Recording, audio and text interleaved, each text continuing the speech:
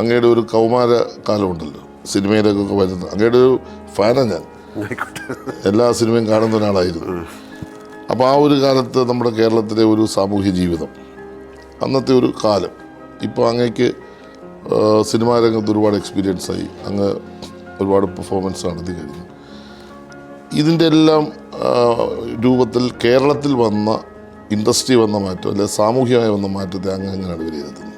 അപ്പോൾ എല്ലായിടത്തും എല്ലാ ദിവസവും പുതുതായിട്ടുള്ള മാറ്റങ്ങൾ സംഭവിച്ചുകൊണ്ടിരിക്കുകയാണ്. ഇപ്പോൾ സിനിമയിൽ എന്ന് പറഞ്ഞാൽ ഒരുപാട് എവറി ഡേ ഒരു പോസിബിലിറ്റി.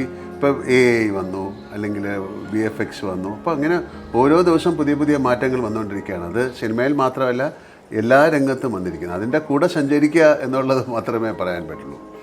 പിന്നെ പ്രൊഫഷണലായിട്ട് പറയുമ്പോൾ ഇപ്പോൾ ആസ് ആൻ ആക്ടർ നമ്മൾ തന്നെ ചെയ്യേണ്ട കാര്യങ്ങളാണ്. അതിൽ എങ്ങനെ ഇവോൾവ് ചെയ്യുക എന്നുള്ളത് നമ്മൾ തന്നെ കണ്ടുപിടിക്കണം. കാര്യം ഒരുപാട് സാങ്കേതിക വിദ്യ ഇപ്പം സിനിമയിൽ വന്നു. ഞാനൊക്കെ വന്നിരിക്കുന്ന സമയത്ത് ഇത്തരത്തിലുള്ള ഒരു പോസിബിലിറ്റി ഇല്ലാത്ത സമയമായിരുന്നു.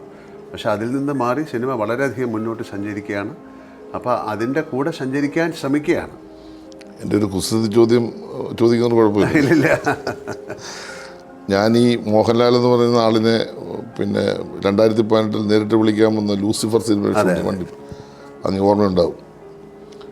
അങ്ങ് വളരെ എന്താ പറയുന്നത്, ഈ കർട്ടന് പുറകെ നിൽക്കാൻ ആഗ്രഹിക്കുന്ന ഒരാളാണ് എനിക്ക് തോന്നുന്നു. ഞാനിത് അദ്ദേഹത്തോട് ഇടയ്ക്ക് ഒരു പ്രാവശ്യം കണ്ടപ്പോൾ ചോദിക്കുകയും ചെയ്തു, ഈ കഥാപാത്രങ്ങളിലേക്ക് വരുമ്പോൾ എങ്ങനെയാണ് ഈ കർട്ടന് പുറകെ നിൽക്കുന്ന ഒരാൾ എങ്ങനെയാണ് ഈ കഥാപാത്രങ്ങളിലേക്ക് വരുമ്പോൾ ഒരു വിശ്വപ്രതിഭയായി അങ്ങ് മാറുന്നത്? എനിക്ക് അത്ഭുതം തോന്നുന്നതാണ്. അതിൻ്റെ ഒരു ദൈവികമായ അനുഗ്രഹം കൊണ്ട് അത് ഞാൻ വിശ്വസിക്കുന്നു. പക്ഷേ ഡിസപ്പിയറിങ് ആക്ട് എന്നൊക്കെയാണ് അതിന് പറയുന്നത്. കാര്യം ഇപ്പോൾ life span of an actor ഒരു ആക്ഷൻ്റെയും കട്ടിൻ്റെ ഇടയിലാണ് സിനിമയിൽ. ഇപ്പോൾ നാടകം ബാക്കിയുള്ള പെർഫോമൻസുകളൊക്കെ വേറെയാണ്. സിനിമയിൽ വളരെ കുറച്ച് സമയം മാത്രമേ ഉള്ളൂ ആക്ടർ, ബാക്കി സമയം നമ്മൾ മോഹൻലാലായിട്ടാണ്. സോ അപ്പോൾ ആ സമയത്ത് വേറൊരു കഥാപാത്രമായിട്ട് മാറുക എന്ന് പറയുന്നത് അതൊരു എന്താ പറയുക, എന്നെ സംബന്ധിച്ച് ചിലപ്പോൾ ഒരു മെഡിറ്റേഷൻ ആകാം, അല്ലെങ്കിൽ ഒരു ഡിസപ്പിയറിങ് ആക്ട്. മോഹൻലാൽ എന്ന് പറയുന്ന ആൾ മാറ്റി നിർത്തിയിട്ട് വേറൊരാളായിട്ട് അപ്പോൾ അപ്പിയർ ചെയ്തിട്ട് വീണ്ടും നമ്മൾ തിരിച്ചു പോകും. അപ്പോൾ അങ്ങ് പറഞ്ഞ പോലെ ഞാൻ കർട്ടൻ്റെ പുറകിൽ നിൽക്കാൻ ആഗ്രഹിക്കുന്ന ഒരാളാണ്.